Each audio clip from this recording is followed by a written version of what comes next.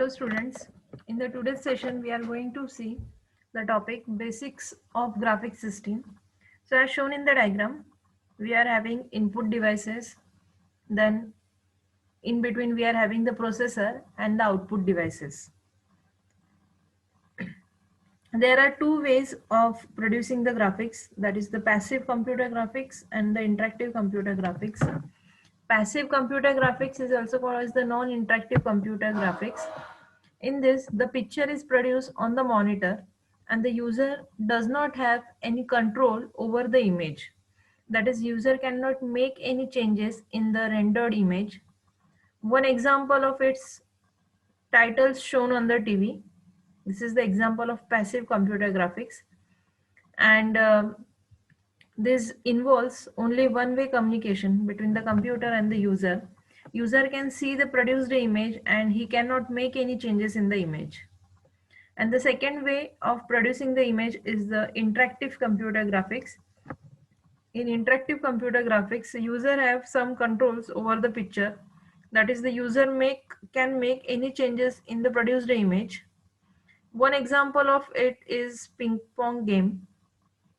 Interactive computer graphics require two-way communication between the computer and the user. A user can see the image and make any changes by sending his command with an input device. Then we are having frame buffer or the digital memory, we can call it as a monitor is like a home TV set without tuning and receiving the electronics. Then we are having display controller or the video controller. It passes the contents of the frame buffer to the monitor. Frame buffer, it is a digital frame buffer, is a large contiguous piece of computer memory used to hold or map the image displayed on the screen. At a minimum, there is a one memory bit for each pixel in the raster, and this amount of memory is capable. This amount of memory is called a bit plane. The picture is built up in the frame buffer one bit at a time. A memory bit has only two states, that is the binary 0 and binary 1.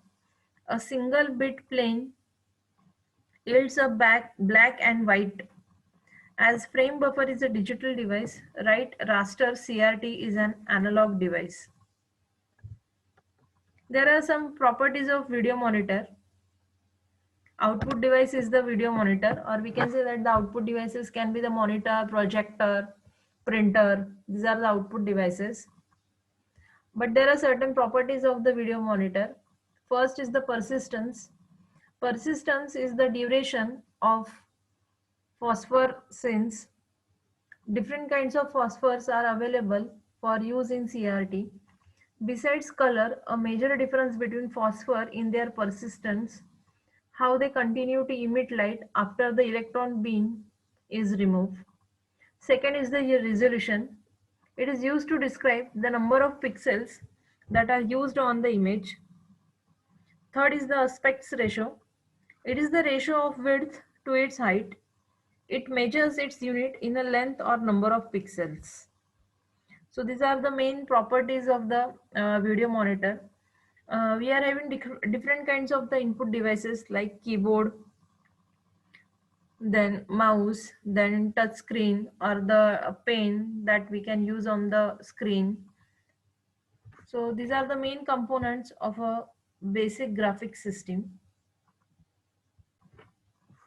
Next we are having cathode CRT, that is the cathode ray tube. CRT is a technology used in traditional computer monitors and the television. The image on CRT display is created by firing electrons from the back of the tube of phosphorus located towards the front of the screen. Once the electron hits the phosphorus, they light up and they are projected on screen. The color you view on a screen is produced by a blend of red, blue and the green light. So as shown in the diagram, we are having the components. The main components of the CRT, first is the electron gun. Electron gun consisting of series of elements, primarily a heating filament and a cathode.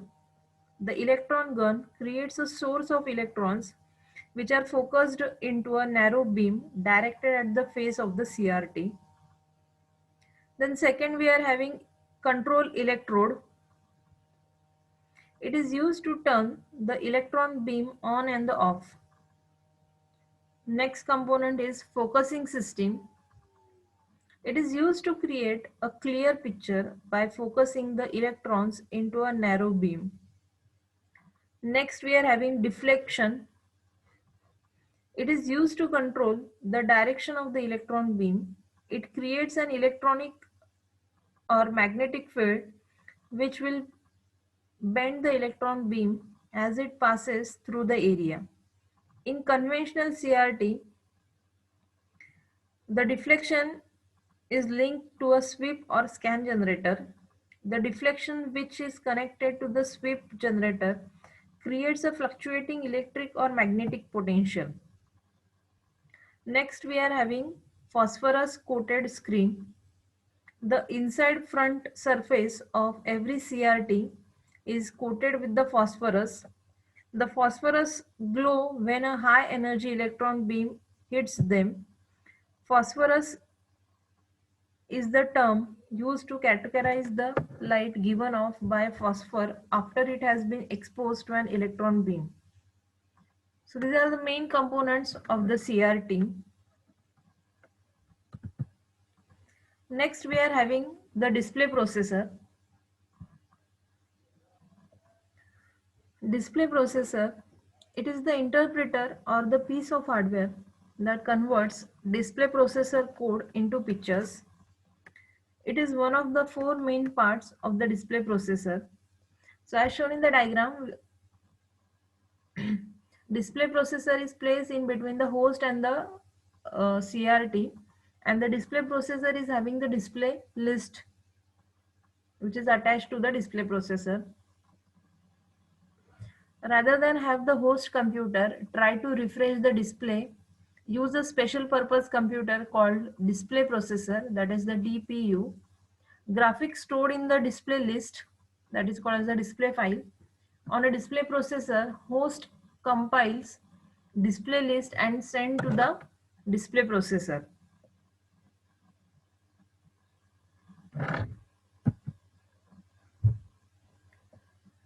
It is the interpreter of the piece of the hardware that converts the display processor code into pictures.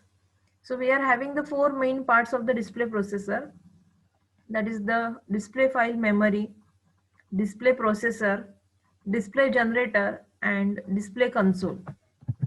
So first we will start with the display processor. So as shown in the diagram, the display processor will consist of display controller, display generator, display console. So all these are the main parts of the display processor. So the display file memory is used for generation of the picture. It is used for identification of graphic entities. Then display controller, it handles the interrupt. It also maintains the timing, and it is used for interpretation of the instruction. Then we are having display generator. It is used for generation of the characters, and it is used for generation of the curves. Then we are having display console. It contains the CRT, light pane, and the keyboard and the deflection system. The raster scan system is the combination of some processing units. It consists of the control processing unit, particular processor called display controller. Display controller controls the operation of the display device. It is also called as the video controller. The video controller in the output circuitry generates the horizontal and vertical drive signals so that monitor can sweep its beam across the screen during the raster scan.